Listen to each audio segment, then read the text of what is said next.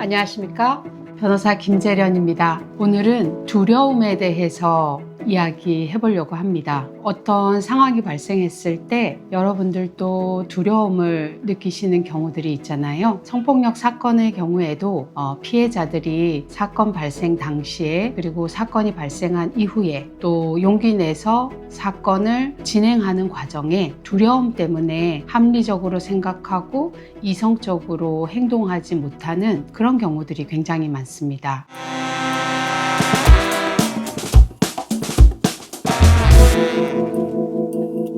어떤 중년 여성이 이혼 상담을 왔습니다. 그분이 이혼을 하려고 한 이유는 재혼을 했는데 어느 날 새벽에 딸의 방에서 재혼한 남편과 본인의 딸이 부적절한 행위를 하는 것을 직접 목격했다. 그래서 이혼을 해야겠다라는 이야기를 했습니다. 제가 이 여성으로부터 혼인 기간 중에 있었던 일들에 대해서 쭉 듣다 보니까 어쩌면 이분의 딸도 재혼한 남편으로부터 성적 괴롭힘을 당한 것일 수도 있겠구나 라는 생각이 들었습니다. 제가 그런 생각을 했던 이유는 이 여성이 재혼한 남편과 딸의 부적절한 관계를 목격한 다음에 딸에게 물어봤다고 합니다. 언제부터 그 재혼한 아빠하고 이런 부적절한 관계가 유지되었는지. 그랬더니 딸이 고등학교 3학년 때 엄마가 친구들하고 여행 갔을 때 의붓 아빠가 시내에 가서 치킨 사주고 노래방 가고 그 다음에 술이 취해서 집에 갈 수 없다라고 하면서 모텔에 갔었고 거기서 처음 그런 부적절한 관계가 있었다라는 이야기를 했다 그럽니다. 제가 그 이야기를 듣다 보니까 고3이면 미성년자잖아요. 미성년자하고 의붓 아버지가 성관계를 했다? 그것을 합의하에 이루어진 성관계로 선뜻 보기가 어려웠습니다. 그래서 제가 중년 여성한테 요청을 드렸어요. 제가 그 딸을 한번 만나보겠다라고 이야기를 했거든요. 그래서 그 여성분이 딸을 데리고 왔고 딸하고 단둘이 이야기를 나누었는데요.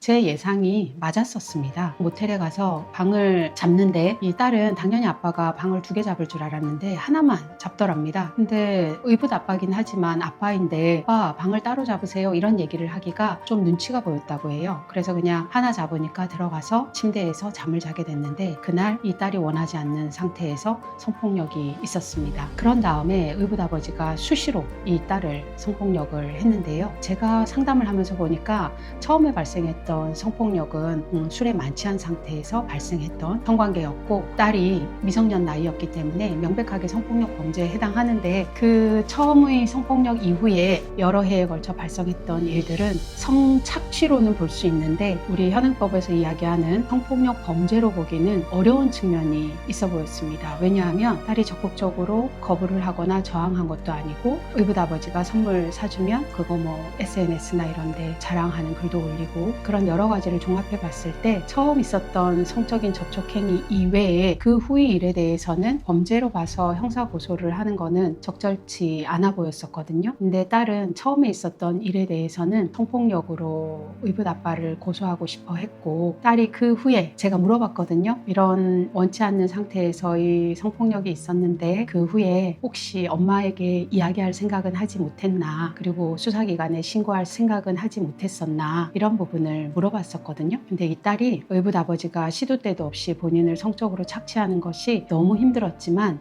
엄마에게 말할 수 없었다 그러더라고요. 왜냐하면 재혼한 남편을 너무 좋아했다 그러더라고요. 그래서 딸이 만약에 엄마한테 이런 사실을 이야기하게 되면 엄마의 재혼 가정이 깨질까봐 두려웠다. 그런 두려움 때문에 엄마에게 얘기할 수 없었다. 그리고 신고를 하게 되면 또 마찬가지로 엄마가 알게 되고 그러면 엄마의 재혼 가정은 깨지게 되고 거기에 대한 두려움 때문에 엄마에게 이야기하지 못한 채로 의붓 아버지로부터 시도 때도 없이 이런 성적 착취 피해를 당하는 것을 감내할 수밖에 없었다라는 이야기를 하더라고요. 여러분이 생각해 보세요. 의붓 딸을 이렇게 지속적으로 성폭력을 하는 그런 남편이라 그러면 그 중년 여성 입장에서는 이 혼인 관계는 유지해서는 안 되는 거잖아요.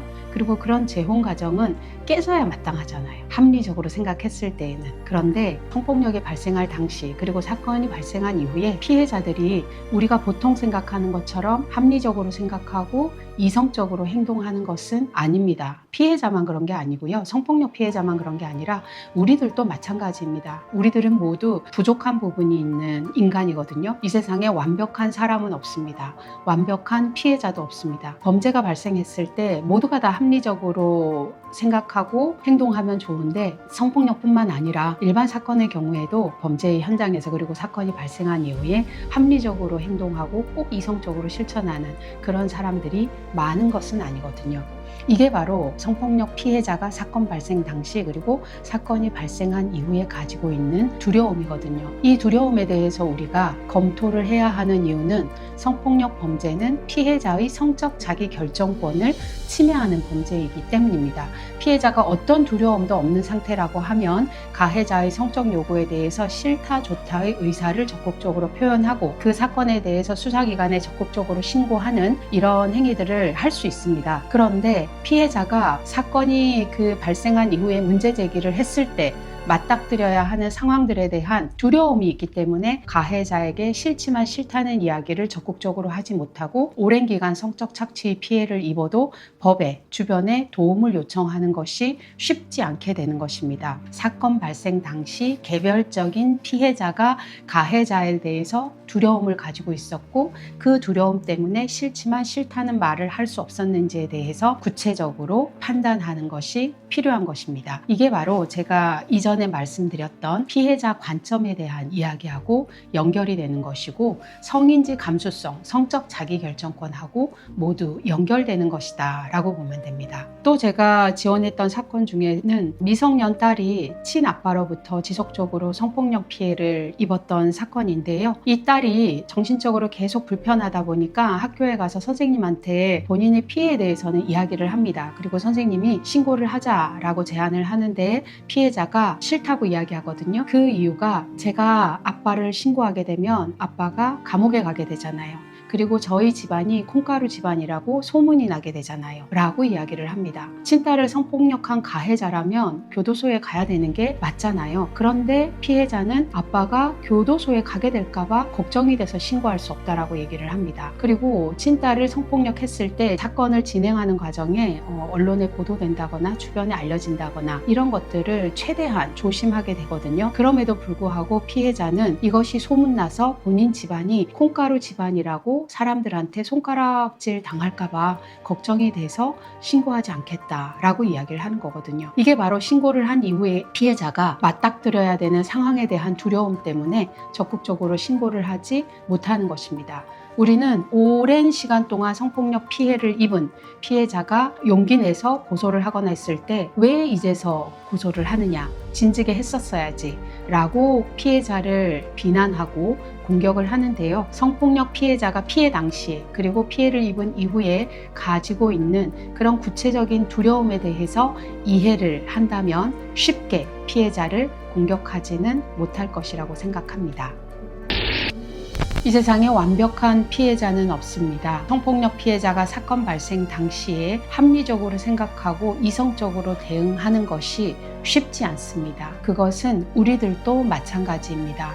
우리 모두 불완전한 사람들이기 때문입니다. 성폭력 피해자가 사건 당시에 가지고 있던 두려움에 대해서 조금 더 귀를 기울이고 마음을 열고 이해를 해주시면 좋겠습니다. 지켜보는 것에서 함께하는 것으로 김재련의 엑스파일 감사합니다.